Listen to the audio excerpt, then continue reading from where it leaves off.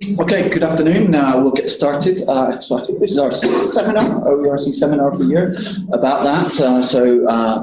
Kia ora, welcome. It's a great pleasure to have James Higham with us. He's a professor of tourism in the business school in the Department of Tourism, and in particular focus on sustainable tourism. He's going to be talking today about climate change and aviation. And by the amount of people in the room, clearly this is a topic that interests a lot of you. So I know he's got a lot of slides to go through, so I'll hand it over to him just to say thank you very much for doing this, and over to you. Thanks, Simon. Tēnā koutou katoa, everyone, and kia ora. Welcome. There are some spare seats down here if you want to grab a seat. So yes, thank you for your introduction, Ivan, and welcome everyone. It's great to see a good audience and a number of familiar faces, including some people who will be mentioned by name in the slides that follow. Climate change and aviation has been a focus of my interest for the last 10 years or so. And today's presentation, I'm going to try and squeeze in quite a lot because I'm going to review a lot of our work over the last 10 years. I think perhaps the most important and discussion-worthy material is quite late in the presentation, so hopefully I can spare some time for a bit of discussion around that. That's what I want to achieve.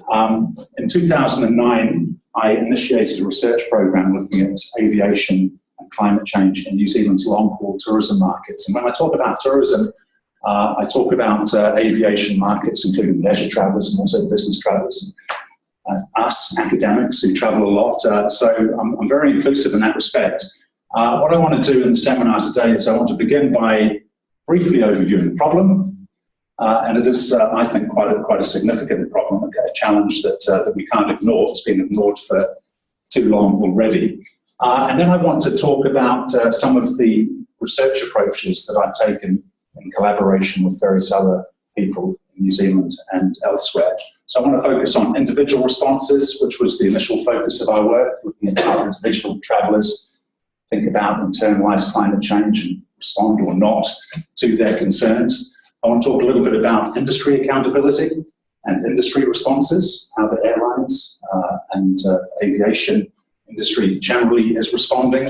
And then, most recently, I've written with Lisa Ellis and James McLaurin in philosophy about collective action. I want to focus a little bit on collective action. Fifthly and finally, I want to focus on what we're doing individually within our institutions, what our institutions are doing. And I want to reflect a little bit upon some conversations I've had within my division and within my department on how we might respond to the challenges that I'm going to outline. So begin with the problem of aviation emissions is summarised here. Transportation generally, and particularly aviation, has, no surprise here, a very significant climate footprint. 23% of total global energy related CO2 emissions comes from transportation. It is growing very, very fast. So air travel produces a large and rapidly growing proportion of greenhouse gas emissions, and it's growing at around 5 to 6% per annum. And we have many established societies where aero mobility and high air travel behaviours are well established, and we have many societies where you found appetites for air travel are developing very rapidly. So it's quite a complex issue. This slide was shared with me by a colleague in the US, and it outlines the language is interesting: dirty travel, climate safe travel, passenger kilometres per tonne of climate pollution. And you can see the various modes, and the shading indicates obviously the energy intensity of these various transportation modes. And part of our problem is that these ones down at the bottom are the most carbon intensive, and they're the ones that are growing the fastest. Phenomenal growth, particularly in commercial civil aviation. We even now have, Lockheed, I saw, is now developing a private supersonic jet, which pretty much fits into this category, an executive jet with usually about one passenger. So the most climate damaging modes of transport are those that tend to be in highest demand, fast, high-impact modes. In some parts of the world, the tourism industry is transitioning. This is Guangzhou, the Canton Tower to be precise, in Guangzhou, where it was fascinating to see a big line of tour coach parks and one recharge station per electric tour coach. Transition is underway in some parts of the world ahead of others, but we have a problem in New Zealand because bringing visitors in by tour coach isn't really an option. We are very heavily dependent on aviation technology. And this slide sums up the problem very nicely for me. It is provided by Paul Peters, colleague in the Netherlands, a retired aircraft engineer, aircraft designer in fact, who retired from his role with Fokker because he resigned himself to failure in his desire to produce an aircraft design that was sustainable. And so he became an academic instead. And it basically shows the energy intensity of the transition from the piston prop-driven aviation design to jet aviation in the 60s, and through the 60s and 70s and into the 80s, we saw some real gains in energy efficiency in terms of jet engine design, to the point that we've arrived at the A380 and the Dreamliner, the Airbus and Boeing designs that are most energy efficient. But you can see the trend line here, and you can see that this was the ICAO target for 2020. This is a climate safe target for 2050, and we're not going to get there. So we have high dependence in some societies, or at least some parts of some societies, on aviation. But under current technologies, we have this issue of the jet engine having achieved its most advanced form, its height of evolutionary sophistication. The International Civil Aviation Organization has promised further efficiency gains, and generally they haven't been met. So the situation we face now is that we have technologies that are largely locked in, and in the absence of game-changing technologies, we're not going to see the efficiency gains that we need to achieve climatically sustainable aviation. The Boeing 747 jumbo jet is an interesting case because it was introduced around 1970, and we're now getting close to 2020, which is 50 years later, and the last 747s are now being retired. It's a basically a 50-year life cycle for these technologies. So the Dreamliner and the A380, if they have a 50-year lifespan, will still be flying when I'm about 100, which certainly falls outside the time frame for urgent action on climate change. So along with Paul Peters and some other colleagues and a then PhD student of mine, we wrote this interesting paper on technology myths in aviation. And what we did in this paper was we did a media analysis over the last 20 years of the various aviation technologies that the industry and have put forward and the media have cottoned onto and hyped, relating to airframe design, engine design, power source, fuel.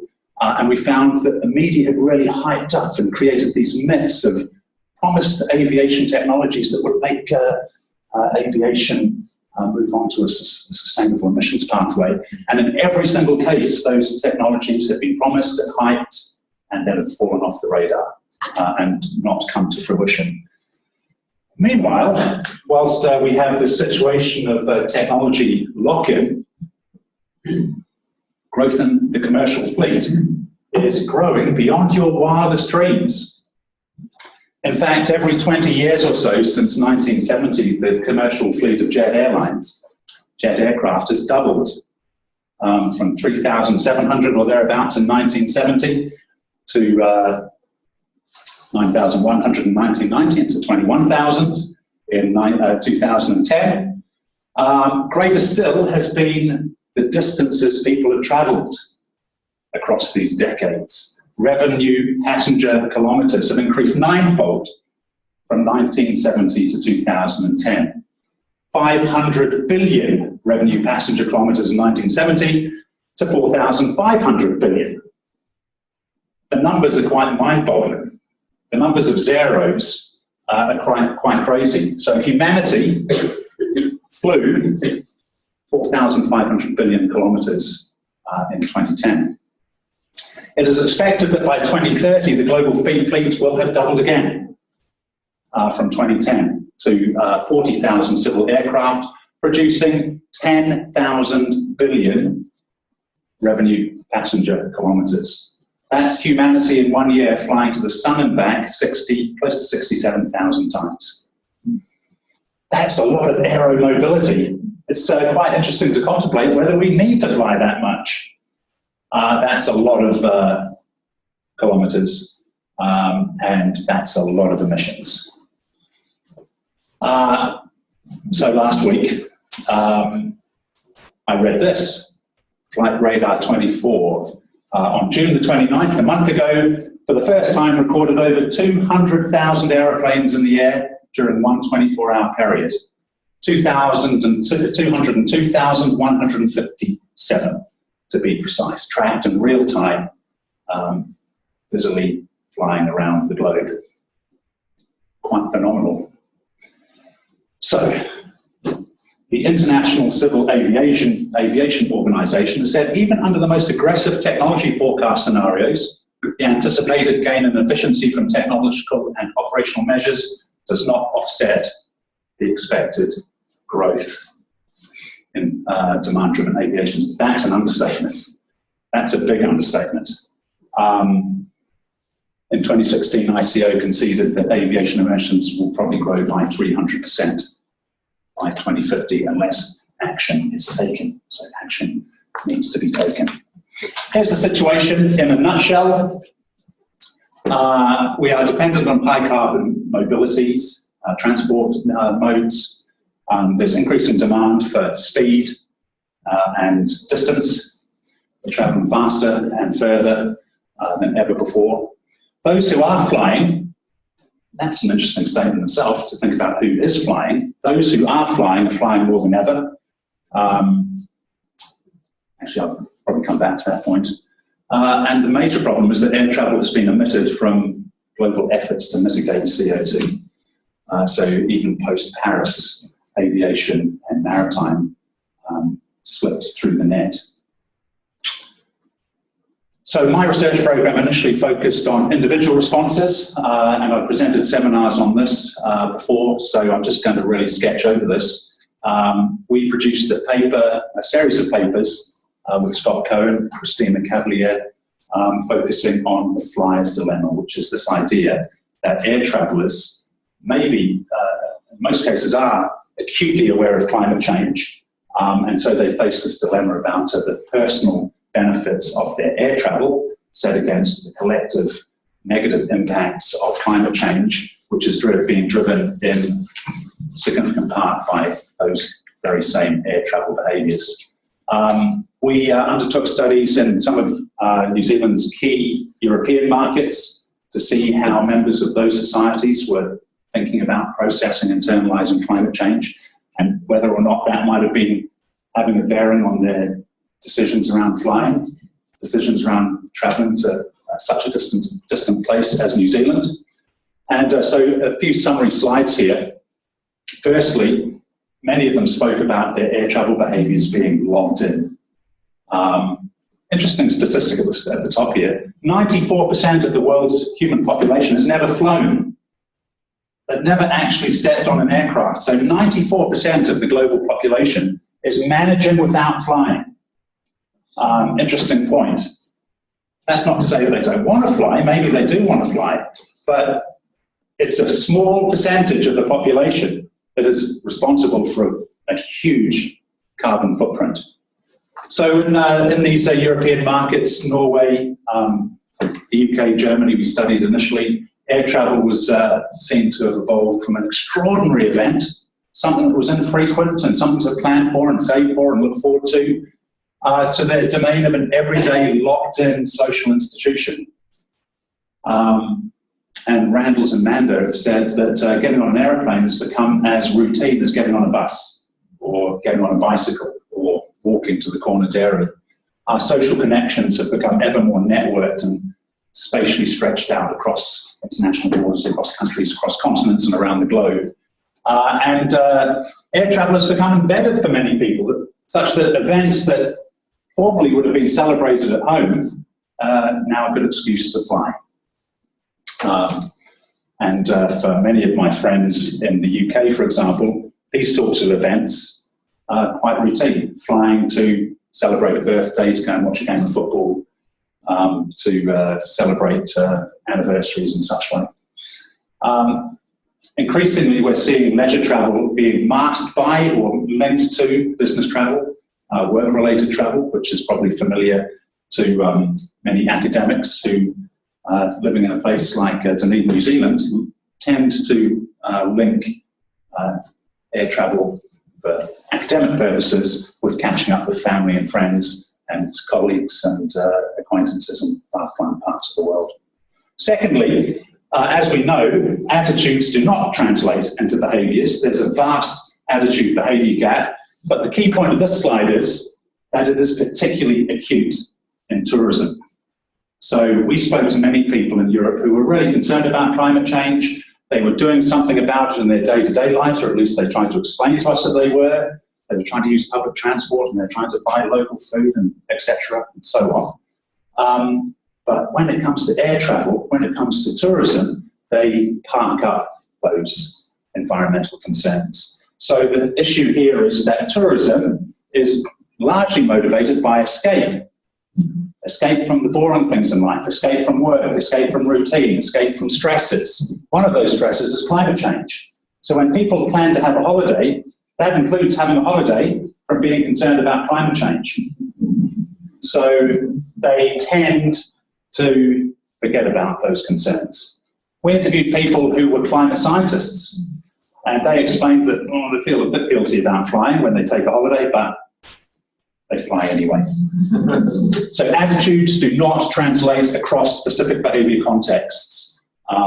People concerned at home forget about those concerns when they leave, take a holiday, active in various sustainable behaviours, sustainability motivated behaviours domestically, but quick to forget about that when they travel and when they're on holiday. Those concerns, those attitudes tend to be suspended. So Scott, Christina and I ended up writing a paper about behavioural addiction. And this was inspired by a seminar that Scott and I presented in the business school in about 2011. And afterwards, after our seminar, we presented this material, two people, one of whom is in the room and the other is in Japan, quite separately came up to us and said, gosh, what you're talking about sounds like addiction. Guilt, denial, acceptance of problem, inability to do something about the problem, failure to change their behaviours, happy to blame other people for those behaviours. Sounds a lot like typical addictions. So we wrote a provocation paper that basically said this. We have a problem with binge flying. We're addicted to our air travel behaviours and there's very little that we can do about it. It's difficult to budge these behaviours. A lot of our interviewees said, oh, it's bad, but we've got an appetite for air travel, we've got the taste for air travel, and now we can't give it up. Some said they'd be prepared to sacrifice other things in their daily lives so that they could continue to fly. So we talked about binge flying and thought about the possibility that the airlines may be putting themselves in a similar position to the tobacco industry, where they know about the problems, the health consequences of tobacco, the health consequences of flying, climate change, but perhaps the airlines, a little bit like the tobacco companies, just kind of denying any responsibility for the negative externalities of their products. And we decided that it might be worth saying that climate change is now stigmatizing a lot of leisure travel, previously celebrated in our consumer societies, but perhaps now people need to consider what actually constitutes socially acceptable levels of flying. Interesting thought. That indirectly led to a focus for a few years, 2013, 2014. I developed a collaboration with a couple of colleagues in Australia, Martin Young and Francis Markham. And that collaboration came about through a chance conversation because when I was invited by a former PhD student of mine to present a seminar at Southern Cross University, I met Martin Young at the top there. Francis Markham was a PhD student of his at ANU at the time. And these two guys are research in the area of gambling addiction. And when I explained to Martin initially that I'd written this paper with Scott and Christina about addiction, flying, he was really interested. And I was telling my master's students just last week that I said, I'll send you a copy of the binge flying paper. I'm sure you'll absolutely love it. So Martin read it, and then he got back to me and said, very interesting paper. I totally disagree with it. I think that it's wrong to single out the individual as the cause of aviation-related climate change. And he said, in fact, from my work in the field of gambling, what casinos love more than anything is for the problem gambler to be the cause of problem gambling. So the casinos don't want anything to do with the problem gamblers. They just want to profit from them. And so there are questions that Martin raised with us, which related to who wins and who loses, and where does the locus of responsibility lie? Because when you have public problems, there will be winners and losers when it comes to the deployment of those problems. So who gains from the environmental costs of aviation being placed at the feet of the individual traveller rather than the industry, at least acknowledging as a starting point some of their part in this big problem. Martin was very interested at the time of our collaboration with the debates in the USA at the time around obesity. And the fact that the American Medical Association had obesity classified as a disease in 2013, a disease which afflicts over 1/3 of the US population. And his concerns, reflecting concerns with gambling, the gambling industry is summarized here, because it's very easy to locate the problem with the obese individual, with the addicted gambler, when you live in a society where economy, urban infrastructure, industry is largely based around these sorts of things. So these sorts of corporations like McDonald's and Pizza Hut and Boston Pizza and others like to the idea of pathology of a sick individual when it comes to a disease like obesity. And at the time, a friend of mine was in the States and he sent me this photograph. He said, you'll be interested in this. This is Heart Attack Grill, which is a place that you can go and dine on some classic North American cuisine. And the real bonus is that if you weigh over 350 pounds, you can eat as much as you like, but absolutely free. And so if you're over 350 pounds, which I think is about 180 kilos, which is about 100 kilos more than me, you can eat that. As many as you want at Heart Attack Grill. Now there's something to aspire to.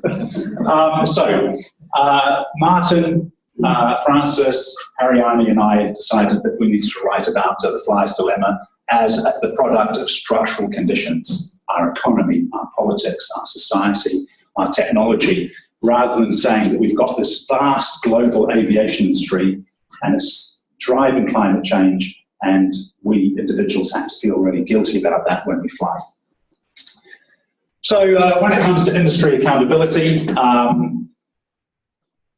and the aviation industry generally, we have Airbus and Boeing publishing their forecasts for the next 10, 20, 30 years which basically takes us towards 40,000 aeroplanes in the global fleet and 10,000 billion revenue passenger kilometres. But actually, Air New Zealand is perhaps a bit of an exception. And I was fascinated to read about Air New Zealand's Sustainability Advisory Panel, which is now in place and has been for a few years now. It's certainly not putting its head in the sand, Air New Zealand. In fact, this quote in red is from the panel chairperson, Sir Jonathan Porritt.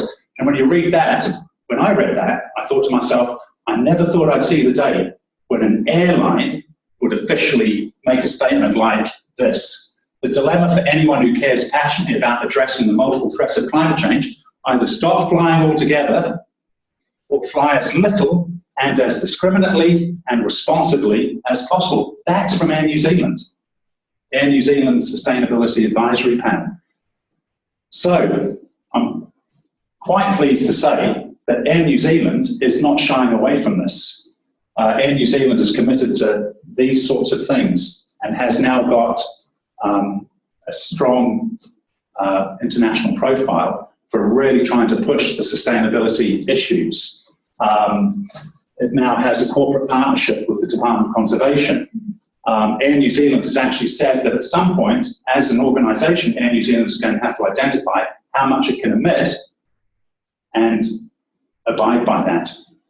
I don't know, I haven't looked into this, but I doubt many/any other airlines in the world have actually said something like that. So this is interesting, because Air New Zealand, I suspect, is certainly looking for partners, Department of Conservation in this particular instance, but probably a tourism industry-wide collaboration to say, if you guys want us to bring tourists into this country, then we're going to cap our carbon. And as an industry, we're going to have to scale back on, stabilise and reduce our emissions, so that if you guys emit less, maybe we can find more people here to visit, but we're going to have to cap it at some point. And this is the DOC website that explains that, that corporate partnership. So we come to collective action, and collective action is something that has occupied our minds for the last year or so. To be honest, I became a little bit disheartened with some of the earlier focus of my work. And part of the reason for that was that I realised the flaws in my own air travel behaviours and some of the drivers of my own air travel behaviour. So I really wanted to move the focus a little bit to collective action. And so with collaborations from Lisa and James in philosophy, delved into this really interesting aspect of the problem. So here we, this is basically the point that we started at. Currently, governments, airlines, aviation industry, International Civil Aviation Organization, some have tried, most have failed. Currently, we rely on individual decisions basically to forego air travel as the means of reducing this, these high-risk emissions. But as Lisa and James have brought to my attention, we are facing a problem that basically individuals are powerless to address. And in the paper that I just projected, we outline a few thoughts on this, and some of these might sound familiar, because when I was writing the paper and co-authoring the paper and reading the contributions of my co-authors, I was thinking, oh gosh, this could be me. There are lots of easy options when it comes to air travel decision-making. Rational decision-making basically explains that whilst we might be encouraged to reduce our flying, whilst we might be informed, whilst airlines may at some point advise us of the implications of our air travel decisions, we tend not to internalise that information unless it really supports or reinforces our preferred views in terms of costs and benefits. And when we're thinking about air travel, we tend not to think about negative externalities. We tend to be thinking about, oh gosh, this trip's going to be amazing. this trip is going to bring me all sorts of personal benefits rather than globally dispersed costs. Availability bias. We make decisions, to make decisions, we call to mind instances of the harms in question. And despite growing evidence of climate change on our news bulletins each night, in California, in Greece, fires, the beast from the east, etc., we tend to set aside. We don't yet have perhaps the most unequivocal evidence we need to really shock us into changing our behaviours. Confirmation bias explains that people look for confirming rather than disconfirming evidence. So if we like flying, if we want to carry on flying, we look for reasons to continue flying. And social media certainly plays a strong part in this, because social media tends to put us in close daily communications with people who share the views that we want to hold. Optimistic bias is another interesting one, where people tend to believe that misfortune will befall others rather than themselves. So that many is the time that we can feel that we can continue to behave in certain ways because it's probably not going to have consequences for us directly. It's the person on the TV rather than us ourselves. So, I've got to, oh, this is oh yeah, okay, got to keep an eye on the time. Here's the argument that we put forward in the paper. High carbon transport is a social convention. It entrenches suboptimal social and environmental outcomes for everyone. However, if we appeal to individuals to step out of that social convention, basically what we're asking individuals to do is sacrifice the opportunities and the benefits, individual benefits of their air travel, whilst Boeing and Airbus continue this relentless march towards 40,000 aeroplanes, producing 10,000 billion kilometres of air travel per year. So we have a need for collective action. We need to coordinate our efforts. We need to work collectively rather than appeal to the individuals, air travellers, to sacrifice their air travel behaviours. Which brings us to the global scale of collective action. And we can think for a minute about Paris and the failure to address aviation emissions at the time.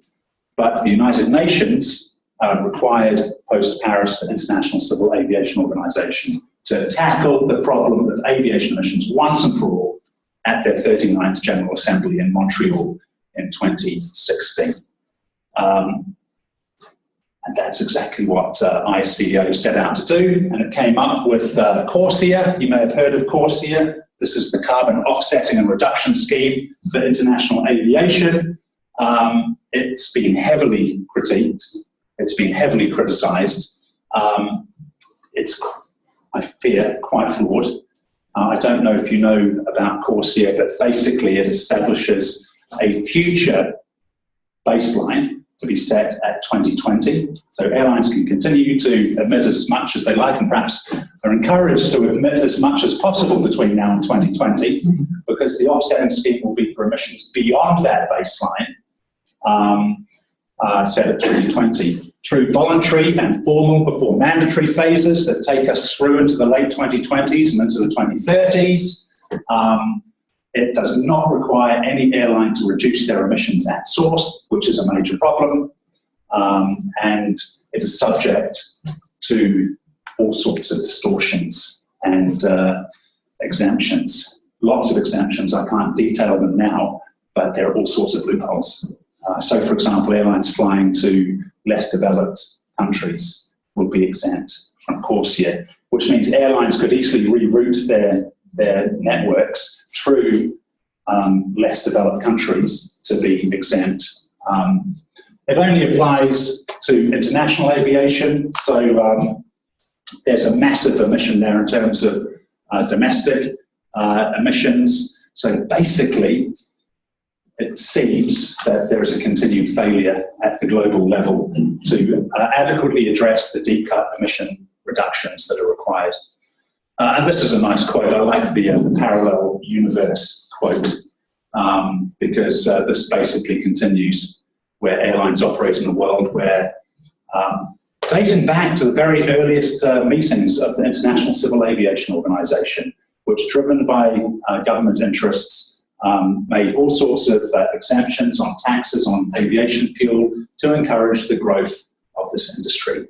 And very little has changed since the early post-Second World War years. So ICAO said, we've got CORSIA.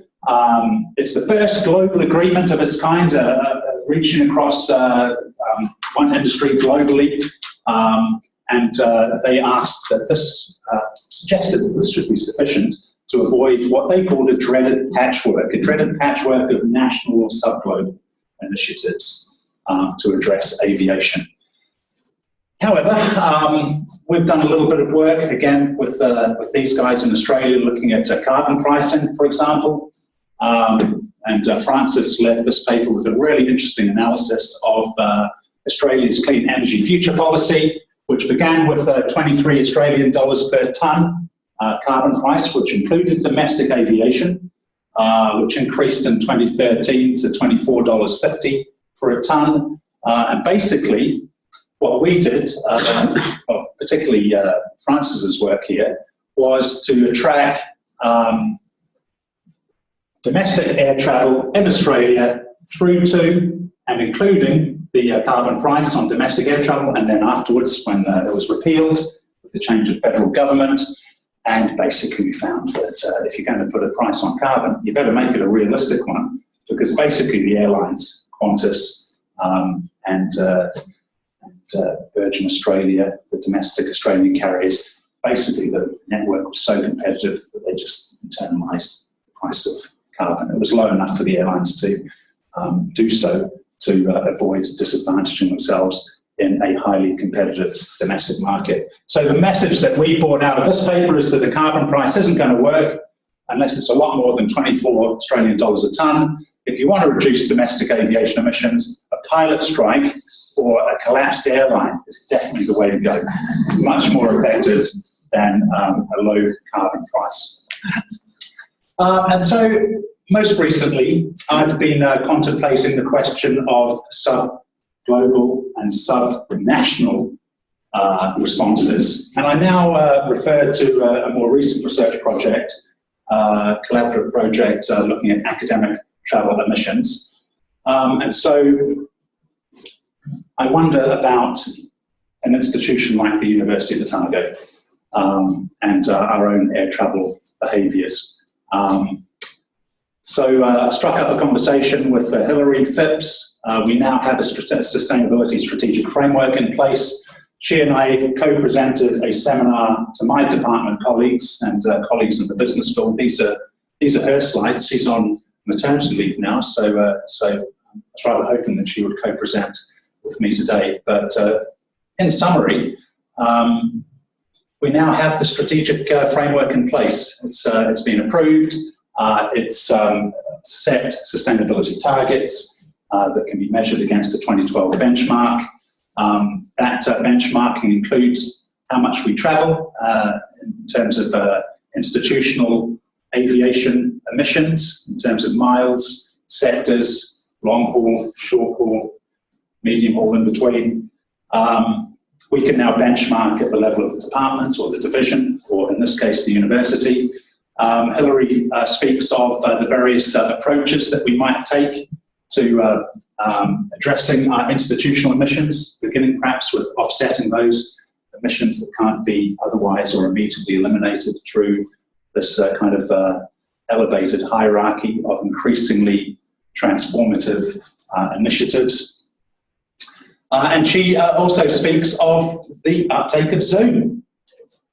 Since July 2015, the hours that academics are engaged in working perhaps with colleagues or engaged in PhD examinations or attending webinars and other interactions with colleagues outside of the university I don't suggest for a minute that this is a replacement to air travel. In fact, some scholars have suggested that as we become more networked and connected through these sorts of technologies, it might actually drive more air travel rather than less. It may be an incentive to connect with people face-to-face rather than anything else. But what I decided to do following that seminar was to think about engaging my department colleagues in a conversation about this. So I just want to finish with a few words on collective action at the divisional or department level. Before I do so, I just want to mention this. I have to say that mobility is considered by many an absolutely essential part of their business. It is integral to an academic's recognition, reputation, networking, collaborations, etc. And I have to say, hand on heart, that over the last 20 plus years, I have benefited personally, massively, through the privilege of academic travel. Having said that, and I certainly don't want to deny my more junior colleagues or future colleagues the opportunities that I've had, but there's also this that we find in the literature. This question of actually failing to demonstrate mobility might be detrimental to a career. In other words, you need to be seen to be mobile as much as to be mobile itself. The quality of experience is deemed to be less important than the fact that mobility and the perceived benefits have occurred. So I have experienced this myself as well, where I've gone to the other side of the world for a conference and I've got on the plane to come home and I thought, bit of a waste of time, to be honest. I've learned ways of boosting my odds of travelling and really benefiting from that travel rather than travelling and perhaps being disappointed and let down. There are various things we could talk about along those lines. So in March, Hilary and I presented a seminar to the department and various colleagues in the business school. I then put an item on a staff meeting agenda, which was resisted. But I wanted to kind of follow up on the seminar. It was resisted by the head of department. I'm sure you wouldn't mind me saying that. Coincidentally, at the following staff meeting, which didn't have my discussion item on the agenda, one of my colleagues mentioned that we could be able to host a conference in 2020 or 2021. One of my other colleagues said, fantastic, sounds great. How many colleagues, how many delegates might we expect? Maybe 500, maybe 800. And one of my other colleagues, one who I thought would be least likely to say this, raised the question, what does this mean in relation to James's seminar on March the 21st? Which I was really pleased about. So although I didn't get my item on the agenda, it is now on the agenda. And so, as a department, we've agreed to have a retreat involving all staff. I was hoping to benchmark our department air travel emissions with Hilary's help before that retreat. Unfortunately, Hilary is now, as I mentioned, on maternity leave. But this is what we're thinking of doing.